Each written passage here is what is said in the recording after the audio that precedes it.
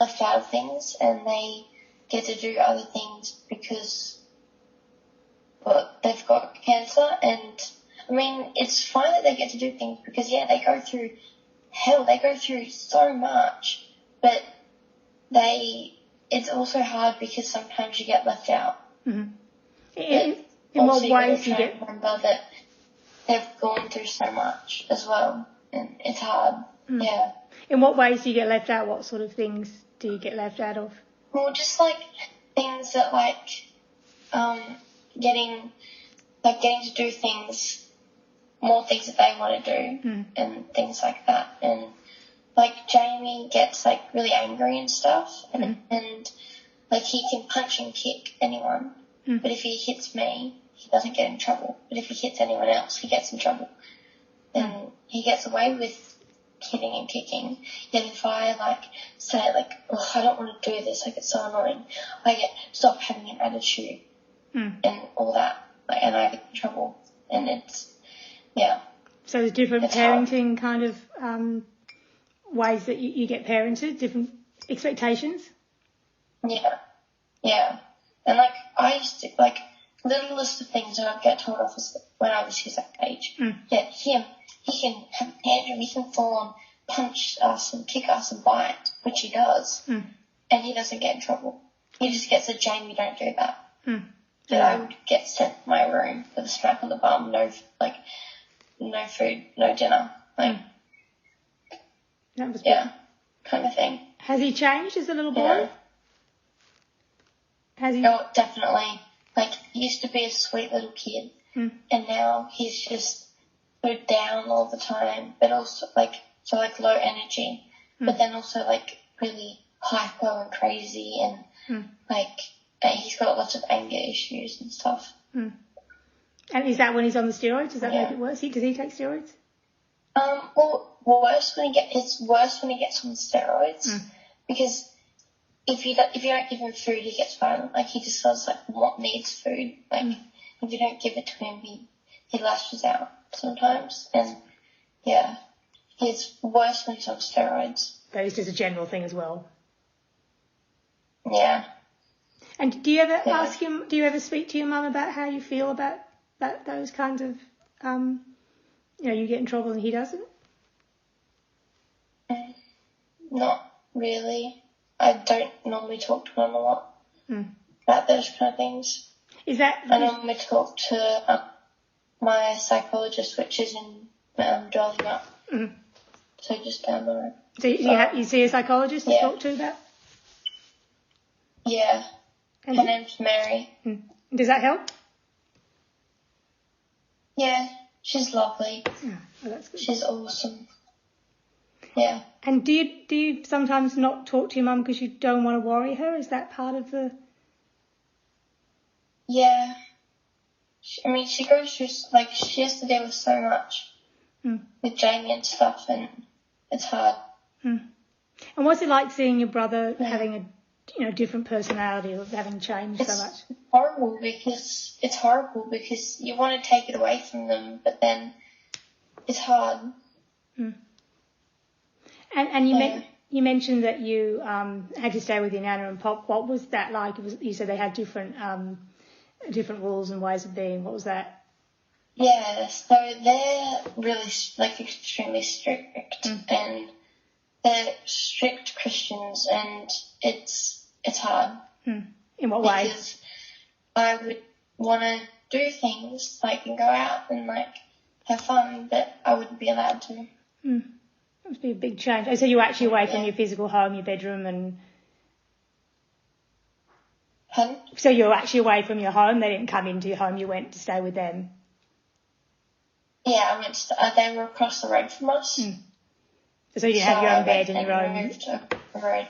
You didn't have your own bed and all that kind of stuff. Well, I did. There was a spare room. No, but your own room, with your own bits and pieces. Oh no, I wasn't in my room. I was across the road with them. That must be. And did they have different routines, like bedtime and dinner and all those sorts of things that families do? How was it adjusting to all of that? It was harder because I wanted to do things, but none of it like kind of fitted into their routine and stuff.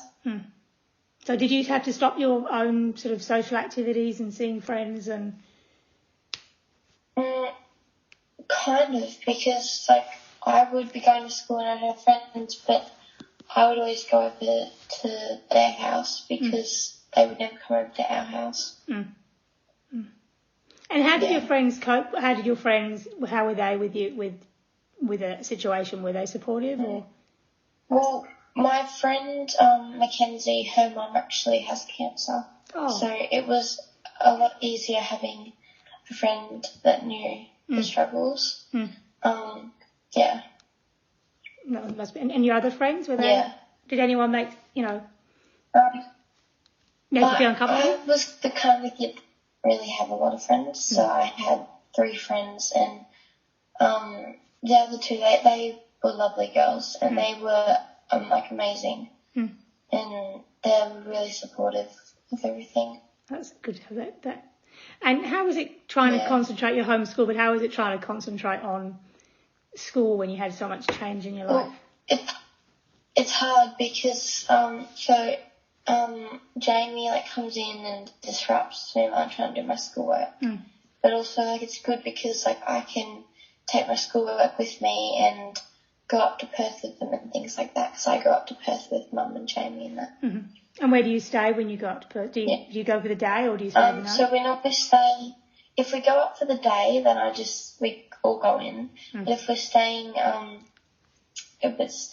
like got to stay a few nights and stuff, then we normally stay at the Leukemia Foundation. And what was that like being away from home? Yeah. Well, I really like the Leukemia Foundation apartments. They're awesome. I really enjoy going there. Like I'm like more of a city kind of person than a country person. Like I like being close to shops and stuff, but also I like the space that a property has. You have animals, don't you? And yeah, we have 6 chickens, 2 sheep, 3 dogs. Yeah. So, but you like the apartment because it's more city life and. Yeah. And it's close to the shops and stuff. Where is it in Perth? Is it close to the hospital?